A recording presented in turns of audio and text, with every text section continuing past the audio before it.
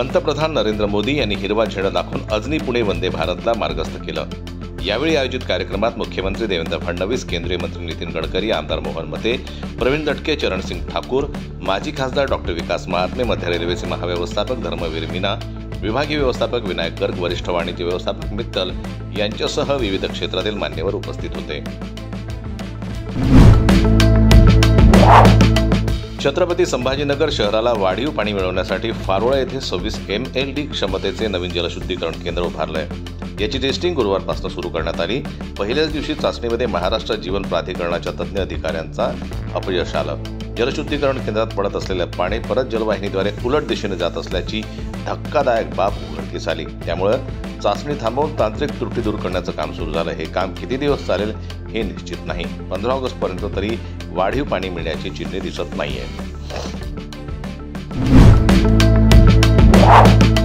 भारतीय जनता पक्षाचे आमदार हरीश पिंपळे यांना विदर्भातील प्रथम तृतीयपंथी वकील शिवानी सुरकार यांनी राखी बांधून रक्षाबंधन साजरं केलं। शिवानी सुरकार या वर्धेच्या रहिवासी असून वर्धेतल्या नामांकित व प्रसिद्ध वकील आहेत। त्यांनी 10 ऑगस्ट रोजी आमदार हरीश पिंपळे यांच्या निवासाने त्यांना राखी बांधून रक्षाबंधन साजरं केलं।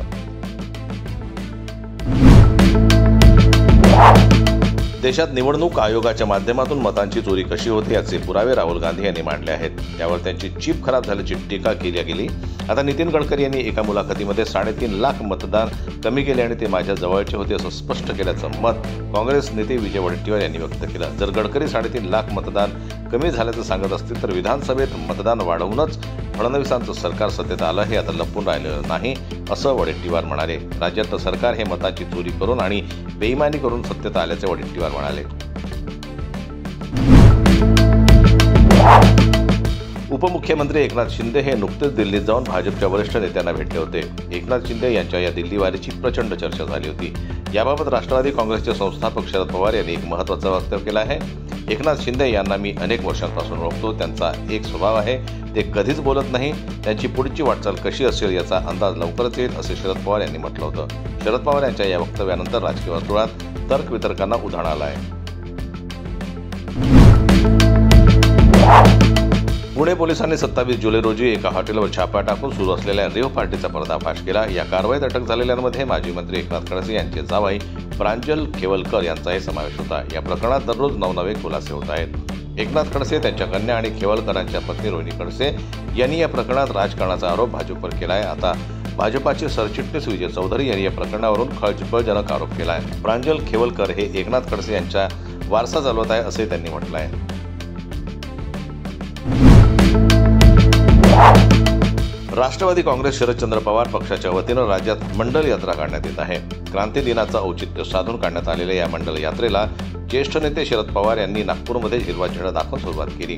या दरम्यान शरद पवार यांनी काढलेल्या मंडल यात्रेवर भाजपनं टीका केली आहे। आता सत्ता गेलेली आहे, त्यामुळे यांना कुठलेही काम नाही, त्यामुळे हे मंडल यात्रा काढत असल्याची टीका मंत्री चंद्रशेखर बावनकुळे यांनी केली। मंडल यात्रा म्हणजे निव्वळ नौटंकी असल्याचं बावनकुळे म्हणाले। प्रसिद्ध कथावाचक अनिरुद्धाचार्य हे गेल्या काही दिवसांपासून चर्चेत आहेत। अशातच आता त्यांनी बॉलिवूडवर सडकून टीका केली आहे। अनिरुद्धाचार्य यांनी बॉलिवूडची तुलना ब्रिटिश राजवटीसोबत केली आहे। बॉलिवूड चित्रपट भारतीय संस्कृतीचा अपमान करत असल्याचा आरोप त्यांनी केला आहे। तसंच त्यांनी रणवीर सिंग आणि अमिताभ बच्चन यांच्यावरही गंभीर आरोप केला आहे। चित्रपटांमध्ये सुना आणि मुलींना अशा कपड्यांमध्ये दाखवलं जात आहे जे समाजासाठी चांगले नाही। याचा मुलींवर वाईट परिणाम होत आहे। आता समाजातील अनेक मुली असे कपडे घालण्याचा हट्ट करत आहे। हे केवळ महिलांबद्दल नाही तर पुरुषांनीही नग्नता पसरवण्याचं काम केलं आहे। आपल्या संस्कृतीत केवळ महिलांनाच नाही तर पुरुषांनीही चांगले कपडे घालणं गरजेचं आहे। सय्याराच्या यशानंतर शनिवारी सक्सेस पार्टीचं आयोजन करण्यात आलं होतं। या पार्टीतील अनेक फोटो आणि व्हिडिओ सोशल मीडियावर व्हायरल झाले आहेत। यामध्ये अहान आणि अनित यांच्यातील जवळीक स्पष्ट पाहायला मिळाली आहे। मराठी, हिंदी आणि दाक्षिणात्य चित्रपटांमध्ये अभिनेता सयाजी शिंदे यांनी आपल्या दमदार अभिनयाच्या जोरावर चाहत्यांच्या मनावर अधिराज्य गाजवलं आहे। प्रत्येक भूमिका अगदी लीलया साकारणारे सयाजी शिंदे यांनी त्यांच्या प्रत्येक कलाकृतीत स्वतःची वेगळी छाप उमटवली। आपल्या वाढदिवसाचं औचित्य साधत नुकतीच त्यांनी तांबव्याचा विष्णू बाळा या महत्त्वपूर्ण चित्रपटाची घोषणा केली आहे। सातारा जिल्ह्यातील डोंगराच्या कुशीत वसलेल्या तांबवे गावातील विष्णू बाळा पाटील यांच्या संघर्षाची कथा असून या चित्रपटातून त्यांचा जीवनपट सत्य घटनेवर आधारलेल्या रक्तरंजित संघर्षाचा नायक असलेल्या विष्णू बाळाची मध्यवर्ती भूमिका सयाजी शिंदे साकारणार आहेत।